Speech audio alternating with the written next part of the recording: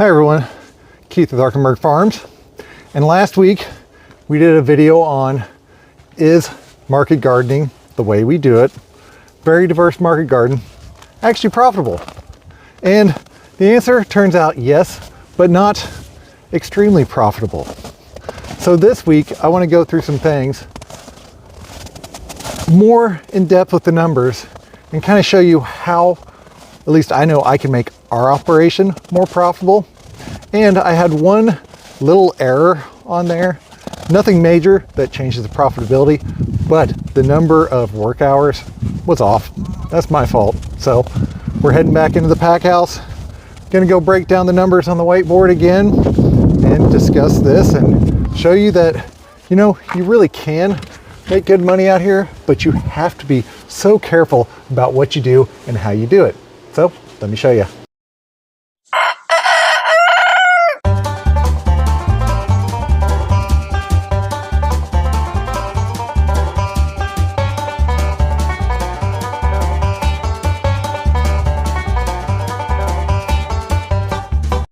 Now, like I said, most of this information is completely correct.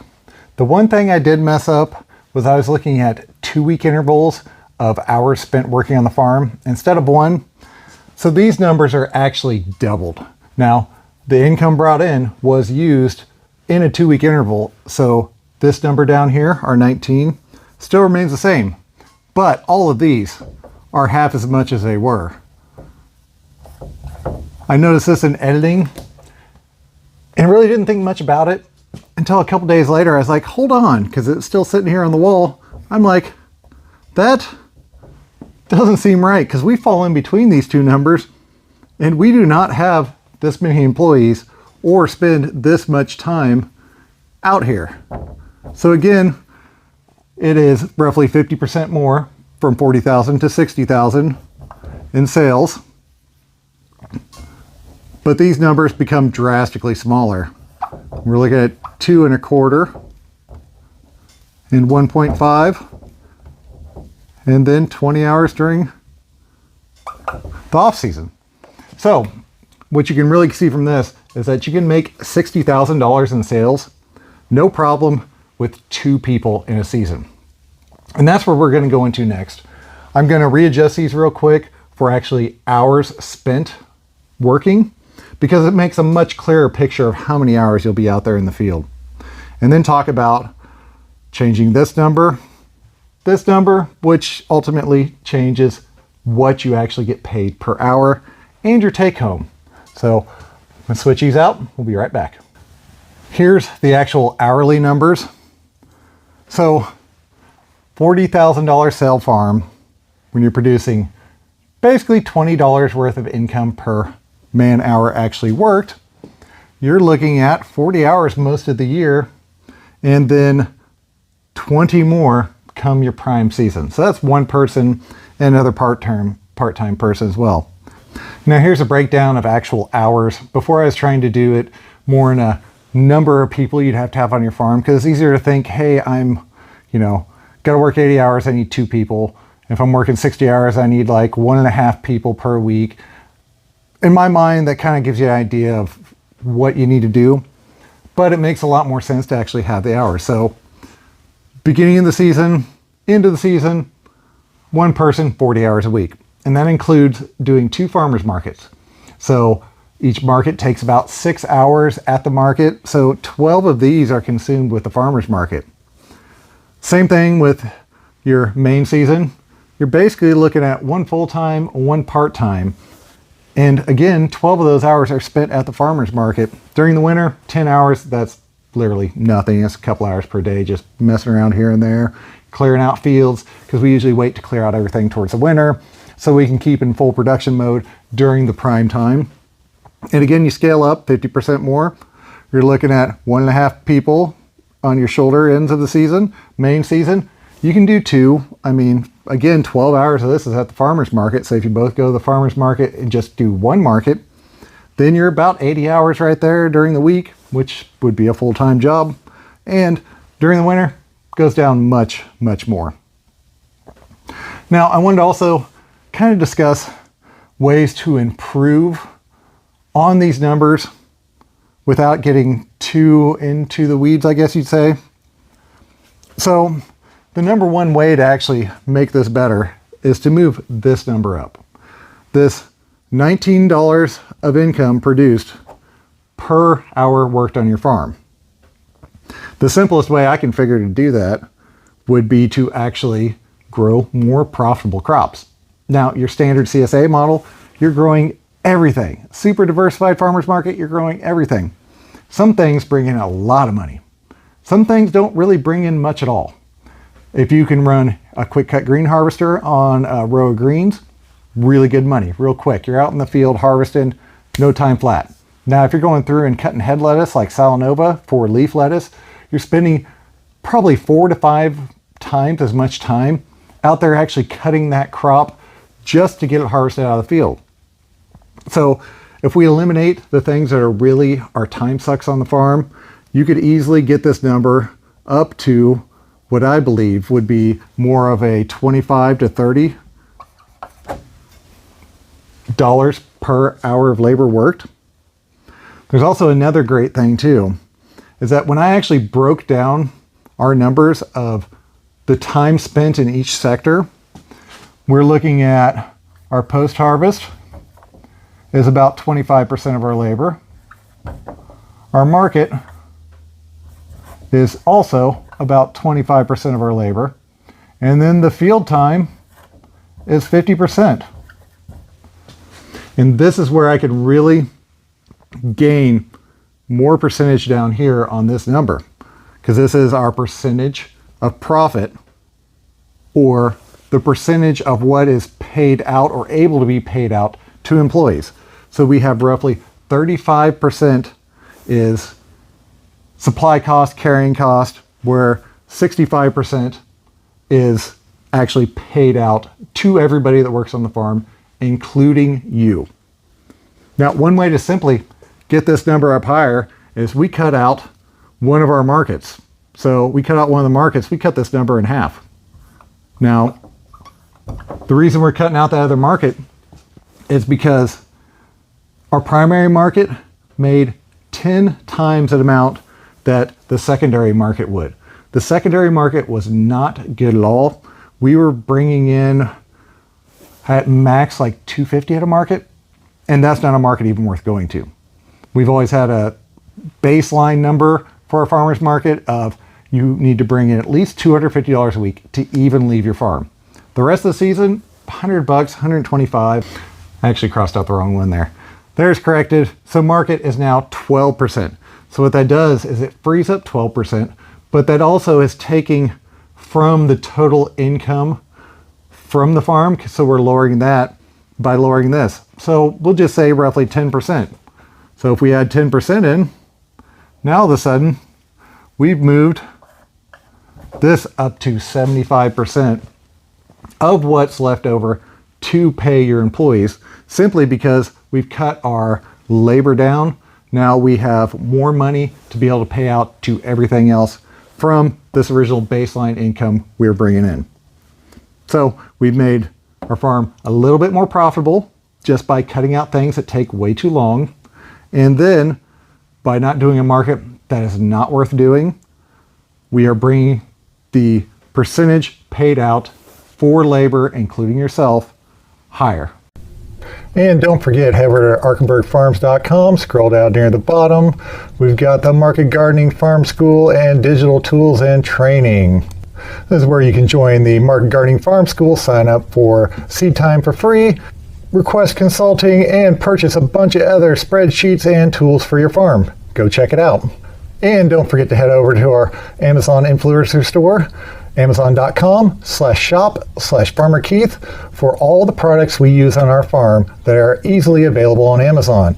We have them categorized into the different categories of supplies that you will need on your farm. And these are the ones that we use and order for our farm. By purchasing through here, it helps support the content we create. So initially, we're going to look back at our $19 of income per labor hour on our farm. Now, if we go back over to the 65% being paid out to labor, we're back at our $12.35. If we look at 75%, just by cutting out this one market, we move up very quickly to 1425. That's why it's so important to actually look at your numbers and look at what you're doing, because this is quite literally a 6-hour difference per week makes it to where you can get paid almost $2 more an hour. Now that's phenomenal. Now the other part of this is what you'll take home after you set money back for your taxes. After years of doing this, I found with all your farm write-offs and everything else you have with your taxes that you do, is that realistically, they say self-employment tax is 20%. What we really see is 10 and lower. So if you hold back 10, that's a safe number, which would still give you a take home 11, 12, and for your 75%, up to 1285. Again, that is your take home after you're holding back money for yourself to pay your taxes, because you're recording all this, right? And reporting it to the government, right? Next, we're gonna see what both of these models do to show you how much you're gonna get paid per week. So say 40 hours a week. If you're at the 65 range and you're taking home that 11, 12, you're bringing home for yourself $400 and about $45 a week. Go up to the 75%, $513 per week per employee working 40 hours. Now that's not too bad actually. That's your take home. You're holding back this extra 10% to possibly paying taxes at the end of the year. You get your tax levy down. You don't have to pay as much in. You have that much money sitting, waiting for next season to actually start to make other improvements on your farm. Next, we're gonna go back and change this 19 to say we just got a lot more efficient on our farm, and we're now pushing this up to $25 per hour of labor, including yourself and everybody else that works on your farm, and we'll look and see where these numbers go.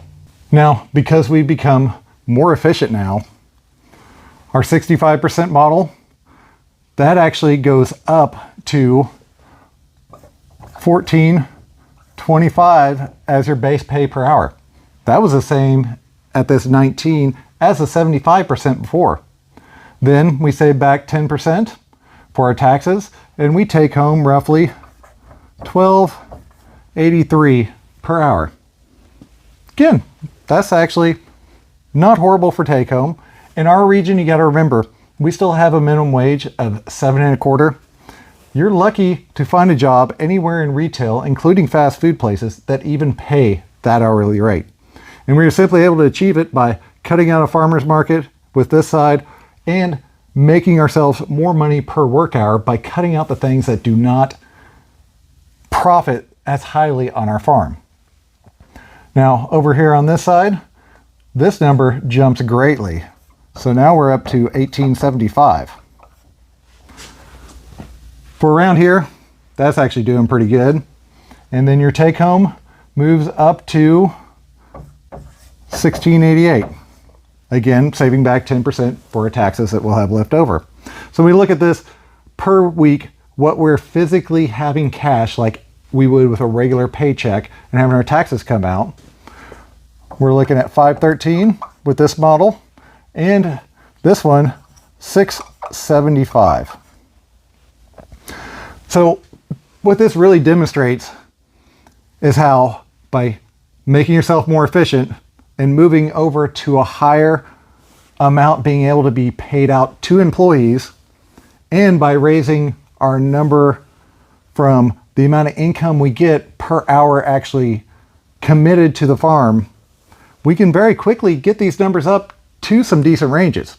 But that's the most important thing, is you've really got to track these and kind of figure out what are my most profitable crops, what are really good selling crops, and should I grow something if it's not that profitable and it's not selling that much? Since I shot this video last week and really dove into these numbers, I've really looked at my crop plan again, because again, this year we're not doing a CSA, so we don't have to have that selection of everything across the table. I can take things that I know either take too long or don't sell that well, or flat out I just know that they're not a good idea, and I'm going to eliminate them out of my model this year.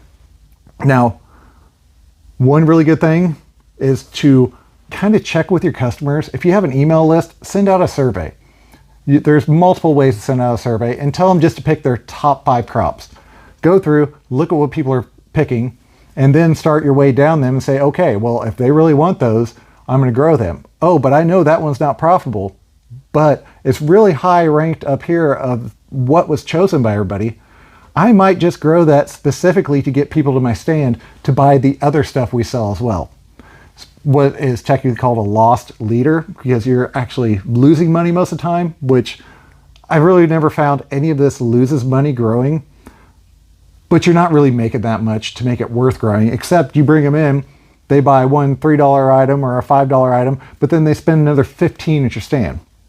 So that's one thing really, really good to look at. Now, the final part of this would be if we move over to our 60K, like I said, we're somewhere in the middle, but our water is going to stay the same percentage.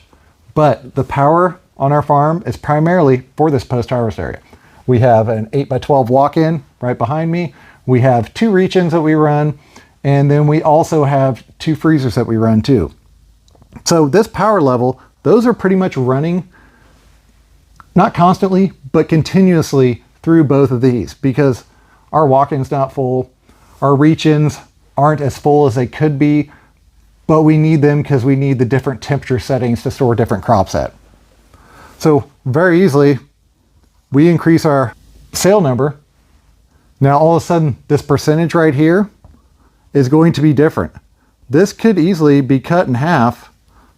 We drop another 2.5% off of it because it's going to remain the same for what we're doing. And then all of a sudden, these go up. When these go up again, these numbers down here, which is your actual pay per hour, goes up, and your take home goes up. The other thing I'm not including in this is the produce that you actually consume as the gardener out there. I mean, you are most likely, like everybody does, consuming a portion of your harvest, so that is not getting sold. Now, if it's just you and you don't eat anything, yeah, you're dead on these numbers. But I'm sure pretty much everybody does, if they enjoy growing stuff, is consuming a decent amount of their produce every week. And you have to consider that from the market value of the produce itself. So if you really add it up over a week and say you're only eating, I don't know, $20, that's 50 cents more per hour right there. If you're eating $40, that's $1. So very quickly, and you know how much your produce is actually valued at, you could add $1 or $2 more per hour onto these, because it's not actually a pay, but it's cutting out money that you're spending at the grocery store. So that's something very important to consider, and I don't think a lot of people really do when they really break into these numbers. So I hope this really shows there's a lot of things you can really do on your farm to make it more profitable. And one of the most important things is actually tracking these numbers. We use Airtables for a lot of this. Very simple. You get it out on your phone. You can have barcodes that go to a form. You type in the stuff, it goes into a database record, and then you can export to Excel later and really sort through it. For our sales numbers, we primarily use Shopify because that's what I kind of built the whole entire system around. And it gives us our sales numbers. I can break those down any way I want and look at different things. The hardest number to actually pull out is what actually is the profitability of a single crop. Because we're a small, extremely diverse, going to be less diverse, market garden. So if I go out in the field and I cultivate, 3 different crops in one run, it takes me 30 minutes. How do I divide that out and keep track of it? And then I go out and harvest, say, 2 or 3 more crops and spend an hour doing that. How do I break those apart without every 5 or 10 minutes getting out something and recording it? It does make it quite a challenge, especially when you're on a smaller scale and you're not just going out there and doing a 100-foot row of everything. We've actually gone to a lot of 7.5-foot rows for greens in production like that, and 25-foot rows A lot of our main season stuff that's going to be in the ground longer, we're still planting out in 40 to 80 foot rows, which are basically a 50 and 100. We just have a little bit cut off the ends because of our greenhouses. So it's really something to really try to wrap your head around. I mean, I know everybody gets caught up in the whole market garden society and being out there growing your own food and trying to help out everything and everybody possible. But at the end of the day, you have to remember, this is a business. Since I've started in our area alone, we used to have 5 competitors that did the exact same thing we do. We're the only ones left that do exactly what we do. The only ones left at the farmer's market are either people that are using conventional agriculture, which would be massively spraying stuff, fertigating with chemicals that actually go in the food to kill the bugs, or they're buying product from who knows where and reselling at the farmer's market. I know they're not coming from local farmers because there's not that many of them around here. So it's really food for thought. I mean, I'm not trying to discourage anybody from going out and being a market gardener. I do it. I enjoy it. I love doing it. I love teaching about it. That's why I'm a market gardener. I'm not out trying to save the world or trying to feed everybody because, again, it's a business, so I have to consider it as a business. And we have to make money doing it. Otherwise, you're not going to be here next year anyways. So, as always, hope y'all like what you saw today. If you did, don't forget to like and subscribe. Thank y'all. Have a good day.